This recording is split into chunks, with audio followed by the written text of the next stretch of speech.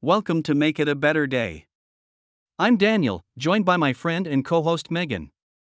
Today we're exploring something that makes most people at least a little uncomfortable: networking. That word probably made half our listeners cringe.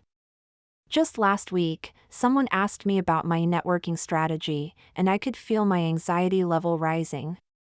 But we're going to completely reframe this concept today.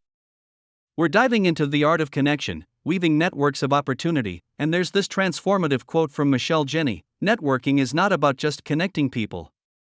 It's about connecting people, people with ideas, and people with opportunities.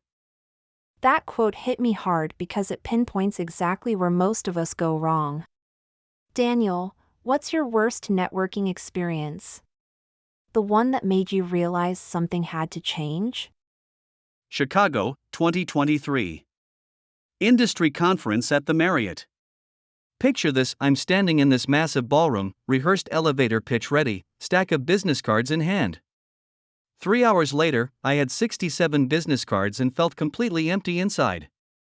What happened to those cards? They sat in my desk drawer until I moved offices last year. But here's the really painful part: just 2 months after that conference, I desperately needed to connect with someone in digital marketing. Despite having all those cards, I couldn't remember a single meaningful conversation that could help. That perfectly illustrates the difference between collecting contacts and building real connections. It's like having 1,000 Instagram followers versus 3 friends you can call at 2 a.m. Exactly. Let's dig into what actually makes that difference. What transforms a simple introduction into a meaningful connection? I had this eye-opening experience last month at a local business meetup. Instead of working the room, I overheard someone passionately discussing urban farming challenges. As someone struggling with my own community garden project, I just naturally joined the conversation. How did that play out? Maria, that's her name, and I talked for 45 minutes, completely forgot we were at a networking event. She'd been running an urban farm for 5 years and had faced every challenge I was currently dealing with.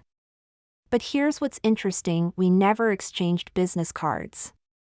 But clearly you stayed connected?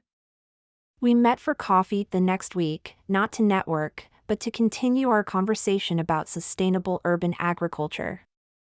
She introduced me to her supplier network, I connected her with a grant writer, and now we're launching a citywide composting initiative that's caught the mayor's attention. That's such a perfect example of what Reid Hoffman calls network literacy. Instead of collecting contacts, you're creating meaningful connections that benefit everyone involved. And it goes beyond professional settings. I used these same principles at my kids' soccer game last weekend and ended up in this fascinating conversation about urban beekeeping with another parent.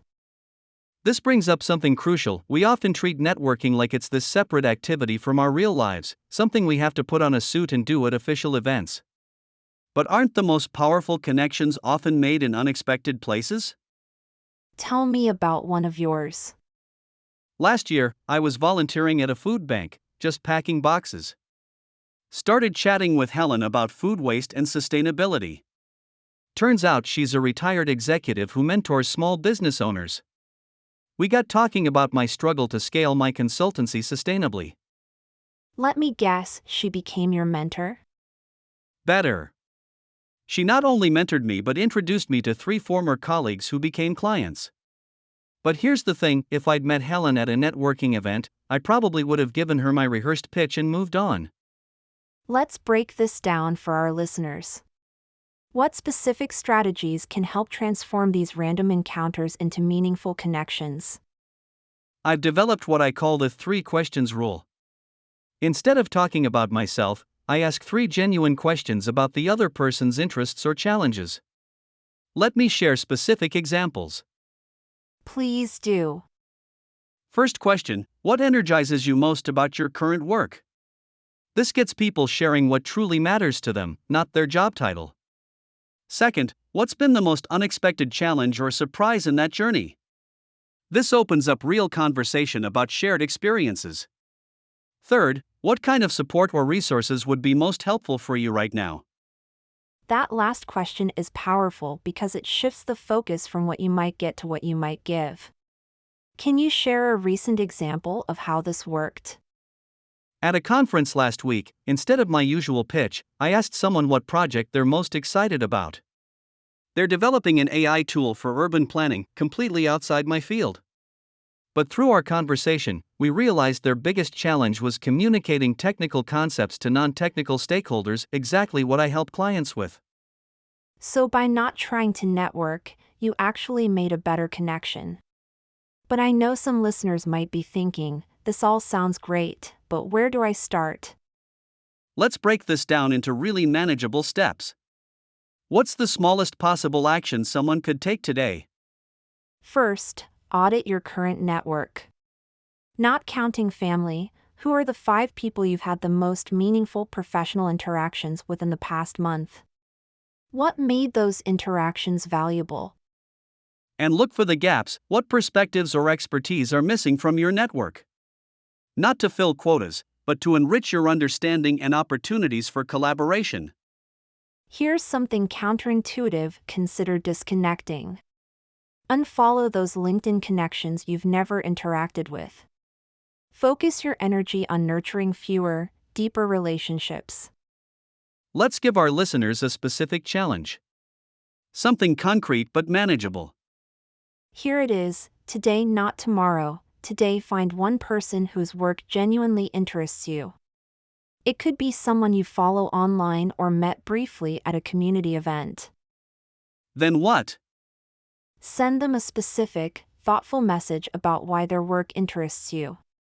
Not great work, but something like, I was fascinated by how you approached sustainable packaging in your last project. What inspired that solution? And for everyday situations, we've got 3 go-to questions. Remember, these questions work everywhere: the dog park, PTA meetings, volunteer events, even in line at the coffee shop. The key is authenticity.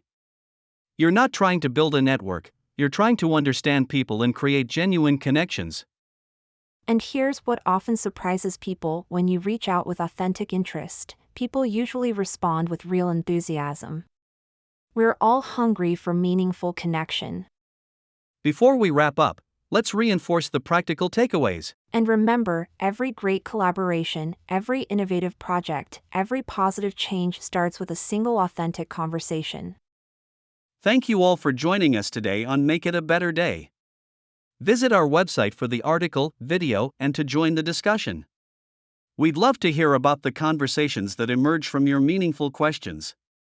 Visit our Redbubble store for great items you can purchase to support us. Until next time, keep making it a better day.